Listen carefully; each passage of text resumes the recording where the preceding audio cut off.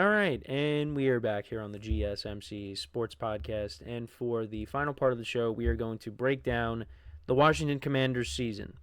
The third season overview that I will be giving, and then tomorrow we will cover the Eagles. But what a year for the Commanders. And I've talked about this team a lot, even back on the football podcast. This was a team that I just did not see having the season that they were going to have. Not many people did. Certainly not getting all the way to the NFC Championship game. I had this team finishing around the same record that they had in 2023. I didn't really know what to expect out of Jaden Daniels. I just didn't think this team, and I wasn't a big fan of the Dan Quinn hire. Said it over and over again, and I just thought, with the Cowboys in the division, the Eagles, and the Giants always owning them, I just thought that the Commanders are going to be the last place team. And that was not the case. They won not just one playoff game, they won 2 playoff games. They beat the number 1 seeded Lions in their own stadium, and they got all the way to the NFC Championship game. They lost to the Eagles, but hey, they got nothing to be ashamed of. Jaden Daniels was unbelievable this year. He was Offensive Rookie of the Year, won quite a few awards at the NFL Honors, not just that, but also Play of the Year as well. He won a few awards, but he was a big reason why the Commanders, he was the biggest reason why the Commanders ended up having the season that they had.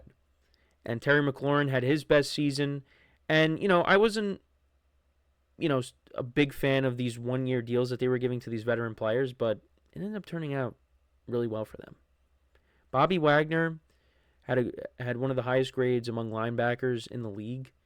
They signed him to a cheap deal. They signed Zach Ertz, and Zach Ertz ended up having a productive season. Austin Eckler was good for them too. Dealt with some concussion issues, but, he was productive for them. And then, some other signings as well ended up panning out. Their draft class, with Jane Daniels, and they also drafted Newton, the defensive lineman. He ended up being a good player for them. They just were an improved team.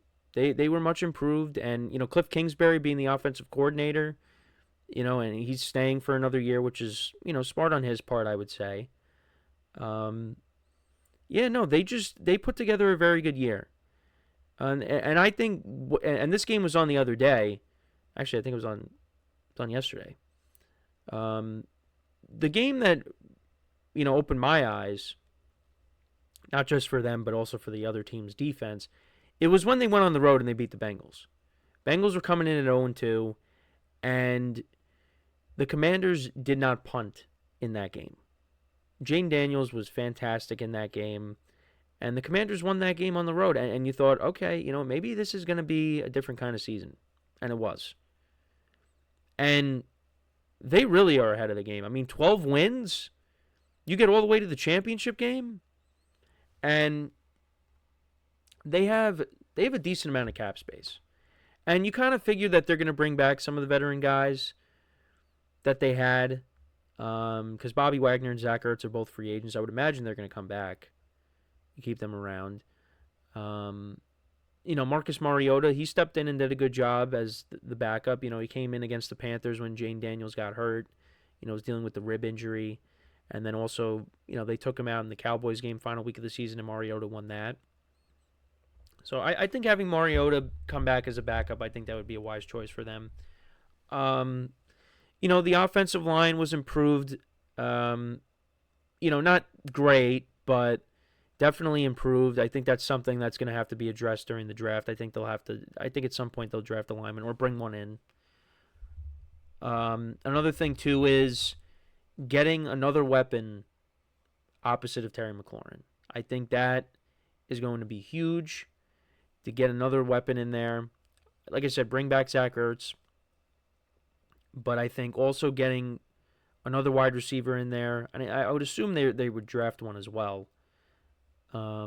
Maybe at some point in the draft. But, there's definitely choices out there, that maybe they could potentially go and get. But we'll have to wait and see. T. Higgins could be back with the Bengals. Well, who knows? Maybe they trade for him. Actually, I don't know if they'd be able to. Well, because I think they're actually working on an extension with Terry McLaurin. Actually, speaking of extensions, Khalil Shakir got an extension with the Bills. I'm a fan of that. Shakir is a underrated receiver, so happy he got his money. But Chris Godwin is a free agent. I don't know if the Bucs are going to franchise tag him, but maybe they're looking to bring him back. We'll see what they end up doing.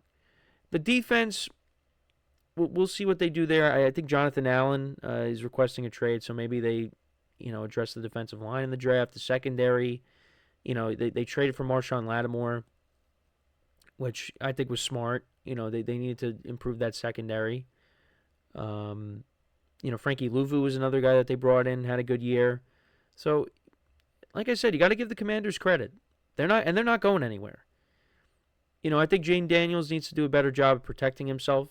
And he was able to, the offensive line was not spectacular, but he was able to be a guy that evades the pressure. And, he does have to worry or work on protecting himself because that's why he got hurt. And, we're fortunate that it wasn't, significant where he missed, any time, but, you don't want him getting hurt. He's their future, and he played really well. If he continues on this trajectory, he's going to be up there. I think you could already put him in the conversation as a top 10 quarterback. So, we'll see what kind of performance he puts on in his sophomore season. But I just can't get over the fact how wrong I was with the Commanders. Really just didn't see it coming. And it's just my Giants fandom maybe blinded me a little bit just because I'm always used to them defeating Washington. And they could have. Definitely the first game. Because if the Giants had a kicker in that game, they'd probably win. And then maybe they at least split. And the Commanders did win, some close ball games throughout the year. They did, get cold at one point. And you thought, maybe this is kind of where the wheels may fall off. But no, they just kept going. And, because it was around... because they lost 3 in a row. They lost to the Steelers, they lost to the Eagles, they lost to the Cowboys, but then they didn't lose until the NFC Championship game when they played the Eagles. So, but they won a lot of one-score games, though. The Bucs game in the wild card game, the Cowboys, they won by 1 score. The Falcons, they had to win in overtime. They beat the Eagles by 3 points. Jane Daniels had to throw a game-winning touchdown at the end of that game. The Saints, they won by a point. Saints actually went for 2 towards the end of that game, and they didn't get it. But, they had the Hail Mary. That was the signature play against the Bears. I think that's, that was when they really started to say, you know what? We could have a good year here. And I think they were already saying that because, they went on the road against the Ravens. You only lose by a touchdown.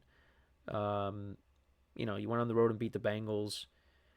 They were 4-1 before they played against the Ravens, so they had to feel good about themselves. And then they faced the Ravens, they lost, but then you beat the Panthers, the Bears, the Giants, and then you lost against 2 playoff teams. The Cowboys weren't a playoff team, but you lost to them. But like I said, they got back on track and they made it all the way to the NFC Championship game. Jane Daniels on the year. In the regular season, 25 touchdowns to 9 picks. I expect those numbers to jump up next year. And he led the team in rushing yards, too. He had almost 900 yards rushing on the season. And Terry McLaurin, 13 touchdowns. Finally has his quarterback. So, my bad, knocked into my mic. But, yeah, you really got to like the direction the Commanders are heading in. I certainly will not be giving them 4 wins when we do schedule predictions next season.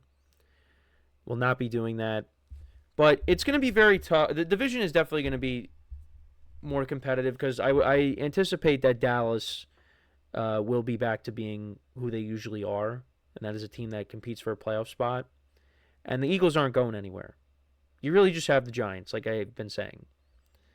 And, if the Giants maybe go out and get a quarterback, and maybe that quarterback is Matthew Stafford, then all of a sudden you got to deal with them too. I think they need a lot more than just Matthew Stafford. I don't know. I'm caught in this weird spot with the Giants because they have good players on this team, but it's just it didn't translate on the field. So what does that say about the players? No, it's more than just that. It's just the quarterback situation was a disaster. We'll see what they do. But Commanders, though, if they knock it out of the park this offseason, they are going to be a huge threat in the NFC. And not just for next year, but for years to come. They're not going anywhere. They got the quarterback. They got the right head coach in place. Just continue to build this roster. And it's amazing how they change ownership. And after just 1 year, look at the results. It's unbelievable. But props to them. The Washington fans deserve it. It has been a long time. They've gone through a bunch of different quarterbacks. You had Kirk Cousins for all those years, and you made the playoffs one time with him, and you didn't win the playoff. You didn't win that game. And then Alex Smith comes in, and you wonder what would have happened if he didn't get hurt. They still ended up winning the division in 2020 with a losing record, but then he retired after that. You wonder if he didn't get hurt, how would that affect? They probably make the playoffs still, which they ended up doing in 2020, but I think they probably would have been like, a team that makes the playoffs, gets knocked out in the first round. Jane Daniels, though, what he was able to do his first season in the NFL, that was very impressive. And we'll see how he follows it up. But let me know what you guys think about the Commanders season. What do you think they have to do to, get themselves back to where they got to in 2024, all the way to the championship game? Like I said, offensive line, address the defense in certain areas, another weapon. We'll see what they end up doing. We'll see how Jaden Daniels follows up his season. But that is all the time that we have for today. Thank you guys for tuning in. Make sure to check out all the other shows as well on the network. Make sure to leave a like, comment, and subscribe to the video. And until next time, I'm Kenneth Gruenfelder signing off from the GSMC Sports Podcast, brought to you by the GSMC Sports Network. Have a good day, and I will talk to you guys tomorrow. Take care.